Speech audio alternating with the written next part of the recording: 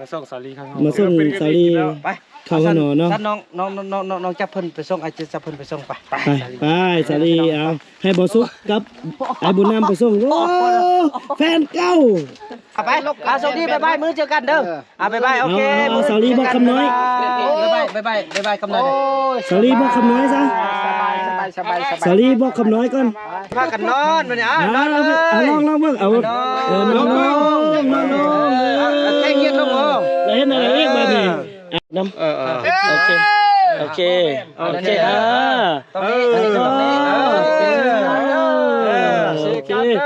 เห็นอะไรต่อ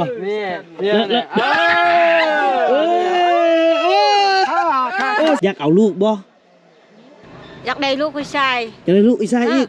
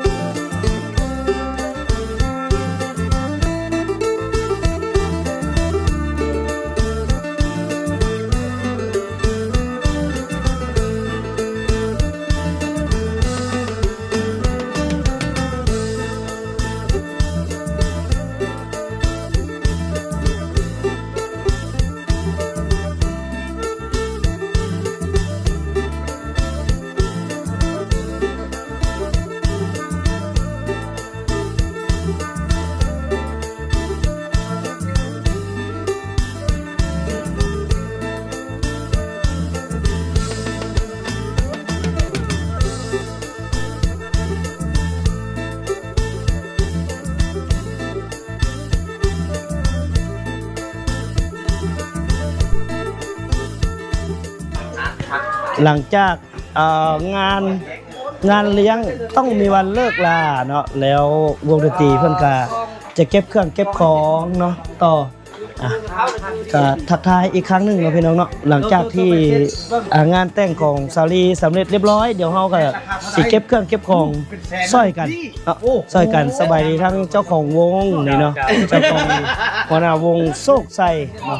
โศกไซก็สามารถติดต่องานได้เนาะสามารถติดต่องานได้โดยเฉพาะแม่นพี่น้องทั้งแขวงไสยบุรีเนาะไกลที่สุดเมืองใดเมืองปากลายมีปากลายเมืองเพียงแล้วก็เมืองทงมีไซเมืองแกนเฮาบ่อแตนถือว่าสามารถติดต่อได้ที่เบอร์ใดตามเลย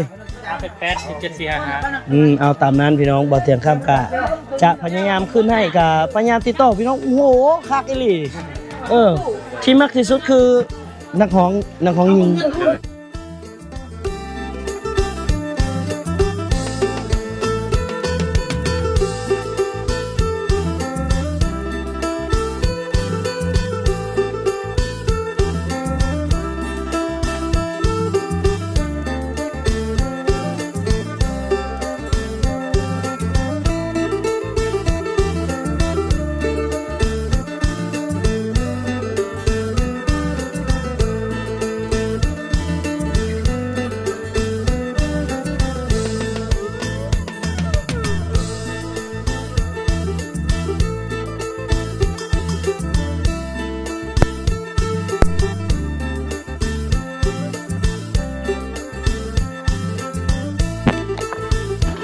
ทางนี้ก็ถือว่าเรียบร้อยแล้ว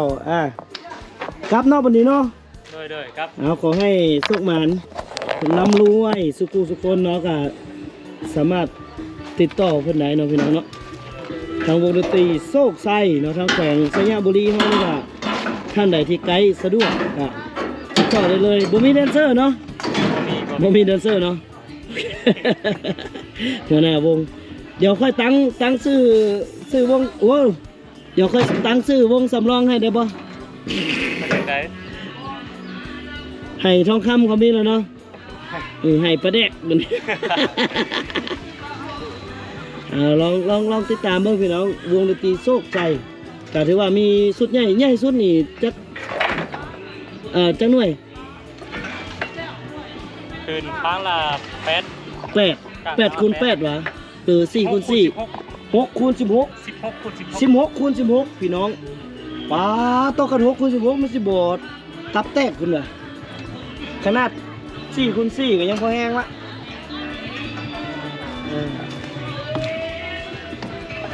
นักร้องนี่ลำอย่างลำยองเหรอ ครบสุดลำยอง กบสุดลำยองไหประแดกว่าสิ ป่าเนาะดังเลยเนาะเอาเข้าใจที่มาร่วมงาน ขอบใจ หลายๆเอาส่งแขกพี่น้องเอาส่งมาร่ำรวยขอให้เฮงๆได้งานตลอดปีเด้อวันละ2-3 งานเท่านั้นแหละพี่ น้ น้ อ องง น้องก็ติดตามเพจอายุ โอ้ติดตามอยู่ โดย โอ้หลังจากที่เราจัดงานพิธีแล้วก็ส่งวงดนตรีกลับแล้วสาวลีอยากว่าอย่างก่อนเมื่อกี้นี่ บักชุกคันว่าเขาบอกว่ากุดทอดผู้สาวอีหลีผู้งาม โอ้ ผู้งาม สาวลีผู้งาม เออ อีสุกเอาได้ อีชุกเขาว่าอีเต้นนี่ผู้งาม ผู้งามเขาก็ได้ผัวแล้วผัวบรรณาตุ้งบรรณาตุ้งบัญชคานหูแน่ออกมา โอ้เดี๋ยว อันนี้ก็ต้องฟิตอันนี้ก็ต้องฟิตนี่อะไร บอกติดตามตรงนี้เดี๋ยวอันนั้นแต่ก้อนคือว่าบ่มีใส่คอว่าอยู่ในอันนั้นเอาให้แหละเรียบร้อยป้าสาวลีได้ใส่คอแหละป้าเอาต่อ นี่บรรณาตุ้งอันนี้ผัวเมอร์ ผัวเมื่อ ผัวไม้ เอาผัวนี้ละย่าเนาะ ยาเขา พออะไรเนาะ ผัว มีหน้านะแม่นบอกสาวลีพาอันน่ะเบาไหลเฮ็ดหน้า ตัก เงินเนาะ ฟีดน้องยังดูบักยงบักซง บักซงอายมาเว่าอยู่นี่อายก็เห็นอายก็บีบเต้าหันแล้วก็มัดควันเฮ็ดดองยังลูกชายอียงหันลูกชายอันเอี้ยวลูกชาย สาวลีลูกบ่เข้าโรงเรียนนี่แล้วแหละบอกเขาไปเข้าโรงเรียนเด้อ เด้อ บอกเขาไปเข้าโรงเรียนเด้อไอเด้อ ว้า ไอ้บุญนำอยู่เฮ็ดโรงเรียนซะอยู่นี่เจ้า เหมาะ โดย แล้วให้จ้างครูมาสอน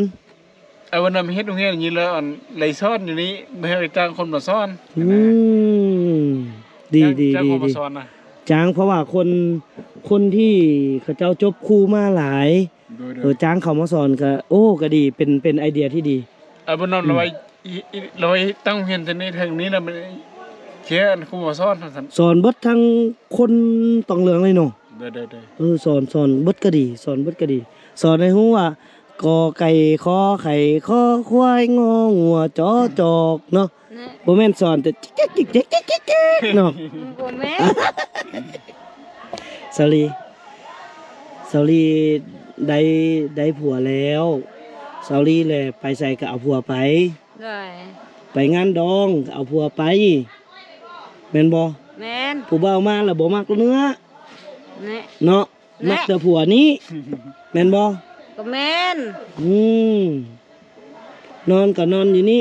อยากเอาลูกบ่ บ่น้องกินยาอยากคุมแล้ว อุ้ย บ่สริบ่ครับกำลังมาอยู่บ้านนั้นค่อยเอาเฮ็ดเวียกงานเป็นได้ อยู่ ก่อน นำกันก็เนาะ โดย เอาเด้เอาอีกคนนึง บ่เอา เอาแต่บ่อนเอายา โดนๆก็เนาะไอ้เนาะนี่อะไรวะเอาสาวลีก็ต้องเอาอีกคนนึงเอากระเทยบัดนี้ผู้หญิงก็มีแล้ว ผู้ชายก็มีแล้วเอากระเทยบัดนี้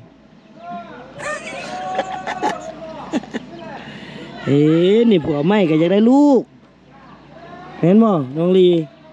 ก็แม่น แหน่สาวลีแหละว่าไปกินแต่ยาคุมแหม น้องไปซื้อติกายน้องกินอยากคุม แม่นไผบอกแม่นไผสอนน้องกินยาคุม บ่บ้านชุงทองนี่เขาไปซื้อมา เขาบอกบ่ เขา บบ อ อก ก ว่ากินแล้วใด เขาว่ากินอยากคุมซื้อกินบ่มีลูก ฮู้วิธีกินบ่ บ่น้องบ่ฮู้ชื่อกิน บ่ไอ้ฮู้แล้วอายุฮัดตัวนี้จะกินไอ้ฮู้แล้ว ฮู้วิธีอยู่เนาะ โดย ฮู้วิธีกินยาคุมน่ะได้ให้มีลูกแม่นบ่ ฮู้วิธีกินบ่ฮู้วิธีกินกับมีลูกให้เก้า เออเดี๋ยวให้ไอไลนี่ ที่ ส ว่า อน อะไรนี่ฮัดมาแล้ว ให้ไอไลสอนวิธีกินยาคุมแนวใดให้มีลูกเนาะนั่นเฮ้ยกินไปรอดยาคุมอ่ะเนาะกินรอดบ่ต้องบอกแล้วให้เรากินรอดกินมื้อละ10 เม็ดก็ได้ โอ้บ่ได้ สาวลีคันมีลูกกับไอไลนี่อยากได้ผู้หญิงหรือผู้ชาย อยากได้ลูกผู้ชาย อยากได้ลูกอีกชายอีก อยากได้ลูกผู้ชายผู้หญิงยัง2 คนพอแล้ว อยากได้ลูกผู้ชายอันหนึง เนาะ ผู้ชายอันหนึงแล้วก็ตื้มผู้ชายอันหนึง พอดี ผู้ชาย2 คนผู้ชาย 2 คน 2 คน พอดี พอดีผู้ชาย แกให้ เอากะอะไรเพิ่นกะมา3ต่อพี่น้องก็ดีใจที่สิว่าได้เลยเนาะในนามพวกเฮาที่เคยเข้าไปติดตามชีวิตเพื่อนแล้วมีอีกคนหนึ่งที่ว่ามาซอยทีมงานมาซอยบุญนำซอยในการสร้างสาพัฒนาเนาะก็สุดยอดแหละชีวิตคนเฮาเข้าก็มีกินพื้นที่ก็มี โดย อยู่เนาะ โดย ฝากนำเนาะอะไรเนาะจังไดก็เบิ่งนำบุญนำนั่นแหละเพราะว่าอีตนลาว โดยเจ้าบุญนะ เพราะว่าบุญนำนี่ซอยมาดนแล้วก็มาหลายแล้วก็ แม่น ถ้ามีอายมาซอยนี่บุญนำก็สิเบาเวียก โดย แล้วก็ได้ไปหาประสบการณ์ใหม่ ได้มานำบอกว่าคันน้องมาอยู่นี่บ่นเดี๋ยวได้เข้านะ ๆแม่น คันน้องบ่มันอยู่นี่เนี่ยมันมีแต่บน ไปใส่บ่ได้แล้ว ไปใส่บ่ได้ แม่น เลย อยากไปหาบ่อเตียงก็บ่ได้ บ่มีหูตัว บ่ ตาย มี แม่ ผู้ตัวต่าง แม่น แม่นถึกแล้วเอาจังไดก็ฝากแหละพี่น้องเพราะว่าจุดนี้นี่ในอนาคตนี่บ่เต็มคำเสื้อในว่าสิเป็นจุดท่องเที่ยวแน่นอน โดยเป็นนักท่องเที่ยวเจ้า เป็นจุดท่องเที่ยวแล้วผู้ที่รักษาลองมาจากเบ้าบุญนำกับซีเมนต์เบ้าไร ท้องไร เบ้าทองไรสาวลีโอ้เต็นท์นี้คนนิยมเสื้อเด้อเสื้อบ่เตียงเด้อเสื้อบ่เตียงรถว่ามีคนนิยมเดี๋ยวจักหน่อยพี่น้องจักหน่อยเดี๋ยวสิจัดพิธีการเข้าเฮือนหอระหว่างเบ้าลาวสาวตองเหลืองพิธีการเข้าเฮือนหอหรือว่าการเข้าเฮือนหอของเพิ่นสิเป็นจังไดเดี๋ยวเฮามาลุ้นกันเนาะเดี๋ยวหญ้าสิติงบ่หรืออันน่ะผ้านี่สิติงอันนี้บ่มาลุ้นกันนะเข้ามาหน่อย FC เบิ่งนะ ได้ พี่น้องเดี๋ยวมาหาบ่อสุกจังหน่อยก่อนคำน้อยอย่าเฝ้านอนเด้ออย่าเฝ้านอนเดี๋ยวจังหน่อยไปเบิ่งอันน่ะสาวลีเข้าเฮือนหอเด้ออย่าเฝ้านอนเด้อ ครับผม จังหน่อยเอ้ยอายงบ่นี่อายงบ่แม่นบ่ลูกอายงบ่สบายดีดูลูกสบายดีน้องจอมสบายดีลูกสบายดีน้องจอมมุกน้องเต่าน้องเต่าสบายดีสบายเอ้าเดี๋ยวน้องติ๊กเอ้ยติ๊กเมาละโอ้ติ๊กหลับแล้วไม่เท่าพี่ติ๊กคือหลับแหละติ๊กเป็นยัง รับเมาเหล้า เมาเบียร์ก็เมาเหล้า อันนี้ยายังก็ยายังอันนี้ เกียงเกิดห้อง ยายังอันนี้ยายัง กาตาอันนี้ยาเป็นเจ็บเป็นปวด อย่าเป็นเจ็บเป็นปวดเดี๋ยวบ่สุกจังหน่อยไปส่งสาวลีเข้าเงินหอ มาเช็ดเจ้าหนูมาช่วยแล้ว เข้าเงินหอแล้วก็ เจ้าเย่เดี๋ยวเราดู ได้เดินทางมาได้เฮาส่งสาวลีเข้าเงินหอเนาะโว้ยสาวติ๊ก นอนทักนอนเลย ว่าลูกก็บ่สนเลยแม่นบ่ลูกมันไปเอา เออบ่เตาน้องไปใส่ลูกน้องไปใส่นี่โอ้บอกอันนี้อยู่น้ำไผ่บอกน้อยๆนี่ฮะฮัลโหลสบายดี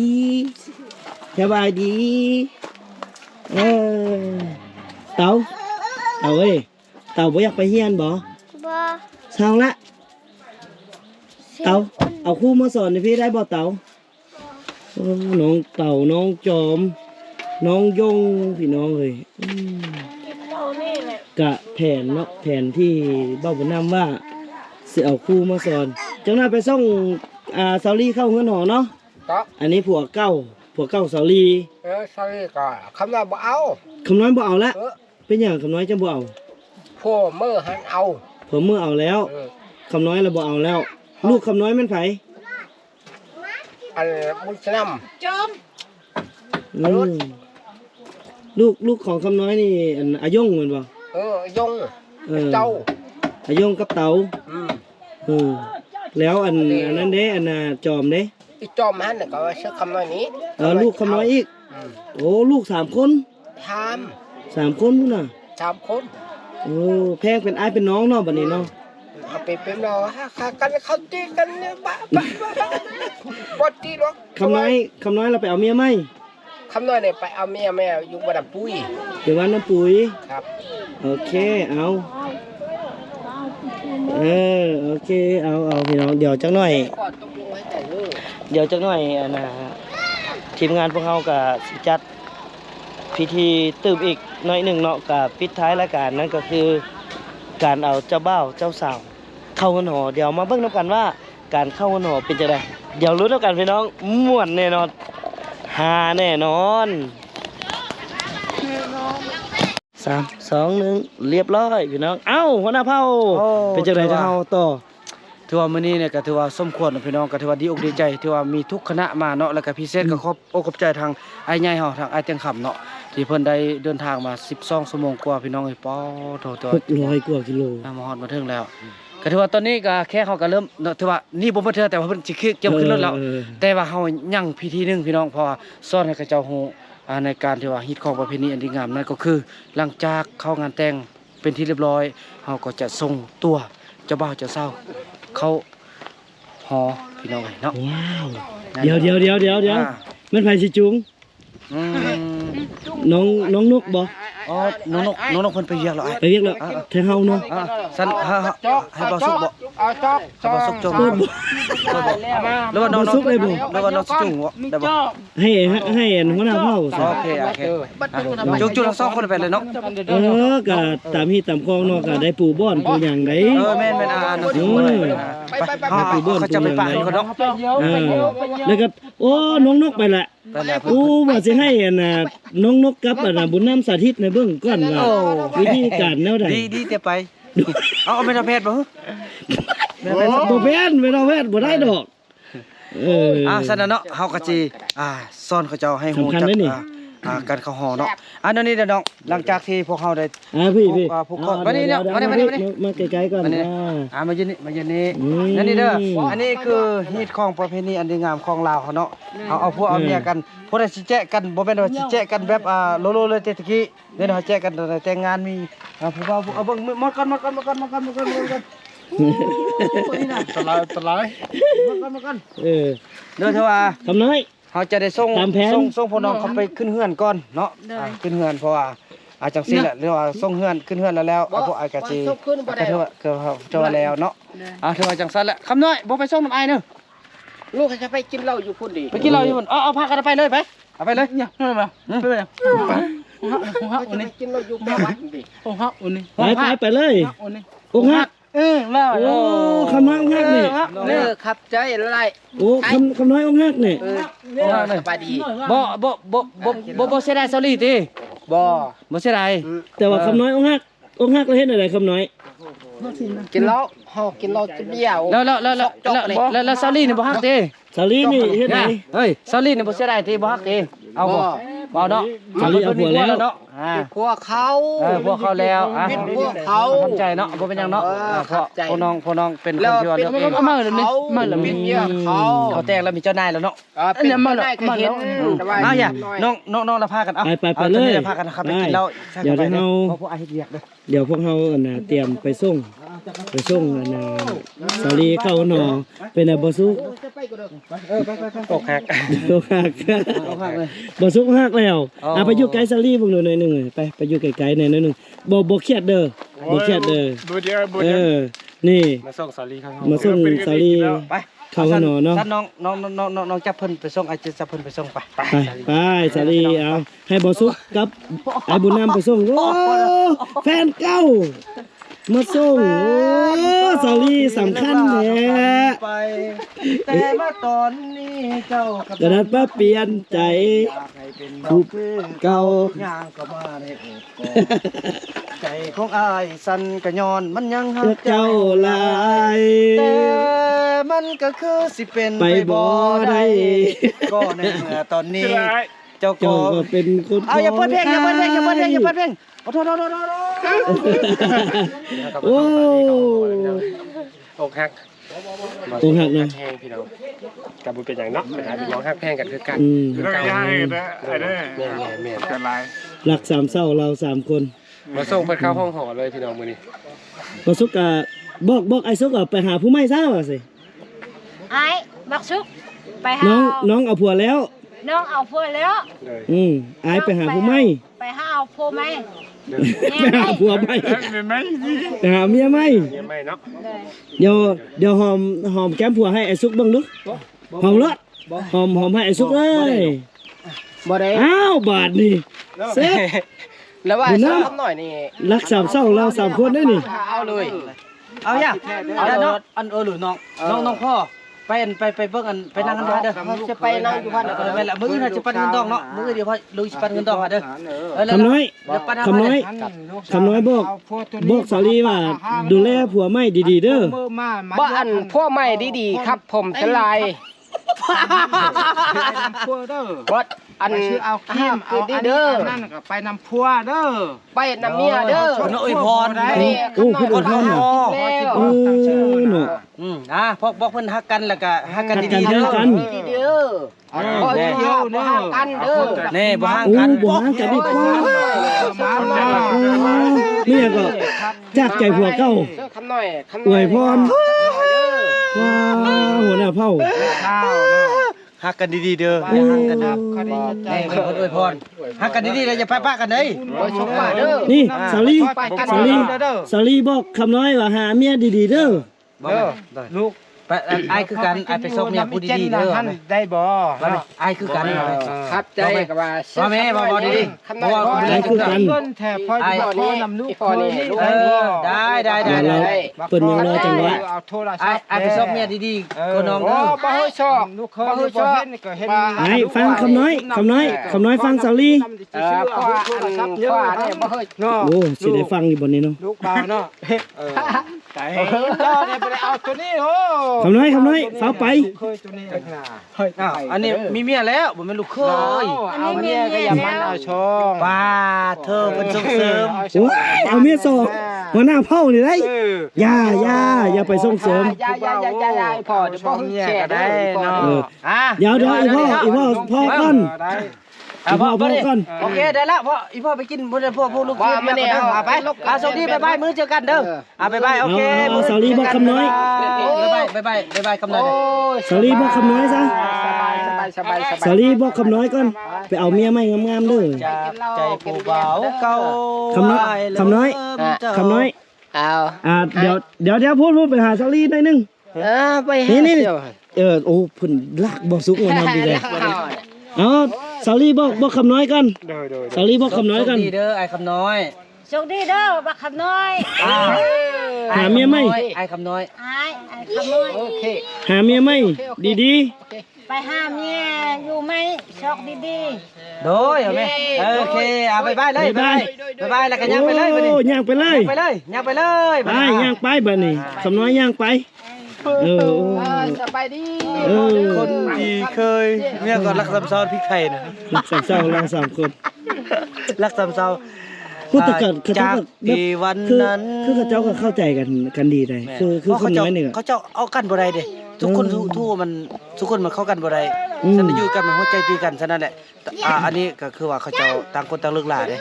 แต่ว่าเขาเจอยังมาพูดคันย้อนว่าเป็นญาติเคยร่วมสุขร่วมทุกข์กัน แต่เขาบ่ได้หวังว่าจะมาเอาเป็น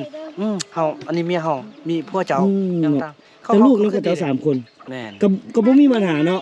อะไรเนาะไอ้ทางไรเนาะฮักเขาเอิ้นว่าฮักเซาลีแล้วก็ฮักครอบครัวเซาลีฮักลูกเซาลีนำสิมาสร้างมาสาอยู่แล้ว ถือว่าเต็มใจฮักเรา โอ้ มานี่เฮา เดี๋ยวให้เซาลีบอกบ่สุกก่อนสิเห็นภาพบาดตาบาดใจ ในต่อไปนี้บอกบ่สุกเลยอีสุกบอกอีสุกนะ บอกว่า ไอ้สุก สุกดีเด้อไอ้สุก หาผู้สาวงามๆไม่ดีๆก็น้องเด้อ หายบักชุก เบา แล้วไปชกเอาเมียไม่บักงามเด้อดูดีแห้งเด้อ ผู้ที่เขาดูแลตัวเองให้ดีเด้อเด้อซึ้งเลยบ่มีคำตอบเลยป้าโดยคือบัดจะได้ขึ้นออกคำเดียวโดย เซาลีก็ดูแลตัวเองดีๆไอ้สุกบอก มีคู่เนาะบักสม มีคนฮัก ดีใจใช่ป่ะคนมีคู่ นี่เราก็จะนั่งให้กันนะ ฮักแพงกันเอากอดกัน3คนกอดกันกอดกัน3คนกอดกัน3คนฮักแพงกันเป็นไอ้เป็นน้องบาดนี้โอ้เป็นภาพที่ประทับใจแฮง BN ซาวลาวให้แล้ว น้ำตาจะไหล จาก เอามาดิญาติอันเรื่องเศร้าๆเดี๋ยวเอาเรื่องมันเอา เมียก็เพลงกันรักซ้ำๆน้องยังบ่ชื่อวังเนื้อว่าซั่นคนหนึ่งเคยทิ้งไปดังรักเคยจางหาย โอ้โห แต่ว่าเข้าห้องเนาะ เข้าห้องเดี๋ยวห้องหอยังมันคือเปลี่ยนเป้าแท้ยังสิข้างอยู่บ่จังน้อยบัดคนตื่นเช้ามาบัดเห็นอ้าวเห็นหยังสู่คือขี่กันอยู่ แต่ว่าตอนนี้อันอยู่รอท่าเนาะ รอท่า กันเทิงเพิ่นกำลังสิปรุงเฮือนหลังใหม่ให้พี่น้อง อื อันนี้ ม คือว่าอยู่โซขาวพี่น้องเนาะ เงินหอซอรี่ต้องพิเศษเลยเป็นสีชมพู อ หน่อย นุ นึง ญาตปูบ่นอน ปูบนนอนเดี๋ยวให้น้องบุญนำปูบนนอนให้ เนาะอ้าย ปูบนนอนให้ก่อน เดี๋ยวพวกเฮาสิสาธิตเนาะสาธิตไอ้บุญนำสอนน้องเลยเด้อสอนต้องบอกวิธีการอยู่น้ำกันนอนได้จะบ่มีเสียงใดเนาะอยู่นำกันหลายคนเนาะอะไรเนาะเฮ็ดแนวใดจังบ่มีเสียงเฮ็ดแนวใดจังคนจังบ่ได้ยินนะ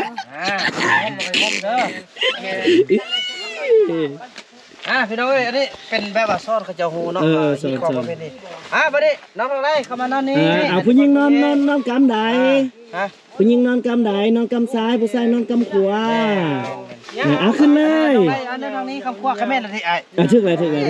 ขึ้นไปเดี๋ยวเฮาสาธิตกัน เอาเนาะ เอาเปิดพัดลมน้ำบ่ยามมันร้อนจังเลยอาการออกว่าสิร้อนนะโอ้ยตายแล้วบ่ดอกบ่ปานนั้นเอาขึ้นน้องลี่ขึ้นไปโอ้ยฟ้าแต่อยากนอนแท้ก็นั่งก่อนนั่งก่อนนั่งก่อนนั่งก่อน เรื่องฮิตเรื่องคล้องนะ ยับไกลกัน ฮิตคล้องนะแต่ละมื้อก่อนสินอนเนาะเมียต้องมาแป้งบนนอนแบบนี้ให้มันสะอาดแบบนี้ให้ผัวเด้อหลังจากแป้งแล้วก็อ้ายนอนจังซั่นแล้วก็บอกกันว่าหลังจากอันปูบนนอนแล้วเนาะจึงบอกกันแต่ว่าสำคัญแล้วเป็นเบียของเมียเด้อบ่แม่นผัวได้มาปูเด้อให้มันสะอาดมันงามแล้วหลังจากนั้นก็พากันนอนเด้ออากาศผัวเฮ็ดเวียกบ่กินข้าวยังอิ่มแล้วก็เอาอ้ายมานอนเด้อน้องปูบนแล้วสินะเด้อต้องฮู้จักเฮือน3นำ4ฮิตนี้ของเกียงเด้อจังซั่นแล้วอันนี้เป็นเดี๋ยวผัวหรือเมียนอนเทิงนอนลุ่ม นอนน้ำกัน เปลี่ยนเดี๋ยวขึ้นเปลี่ยนเดี๋ยวลงบ่ เดี๋ยวนี่เอาแต่ความสะดวกเนาะผู้หญิงแต่แท้จริงแล้วก็ผู้หญิงก็นอนลุ่มผู้ชายเวลามีหยังกันก็เวลาเจ๊หั่นนะผู้ชายก็อยู่เทิงเด้อบัดนี้ก็พากันนอนบัดนี้นอนเลย ลองเบิ่งเอานอนแค่เงียบลงบ่ แล้วเฮ็ดอะไรอีกบัดนี้เอาเฮ็ดอะไรอีกบัดนี้ บ่ได้ใกล้กันบ่ ผู้หญิงกะ เดี๋ยวเอาแขนผัวอยู่อันน่ะกองคอบ่ กองคอบ่ ให้เมียนอนหมุนแขนผัวน่ะ พัวเนี่ยกองคอ โอเคเนี่ยกองพัวหันได้บ่ น้ำโอเคโอเคโอเคโอเคโอ้ยโน่พ่อเฒ่าเสียว่าไม่อย่างพ่อเฒ่ามาเสียโอ้พ่อเฒ่ามาเสียใกล้หน่อยนึงแล้วเฮ็ดอะไรต่ออาจารย์เฮ็ดอะไรต่อ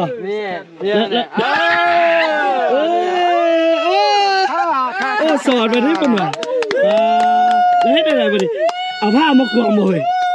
เอาผ้ามาปุ๊บเลยบ่ ได้กับพากันแก้ ไปต่อ โอเคจ้ะ ป้าสอนปานนี้บ่บอกจะเฮานี่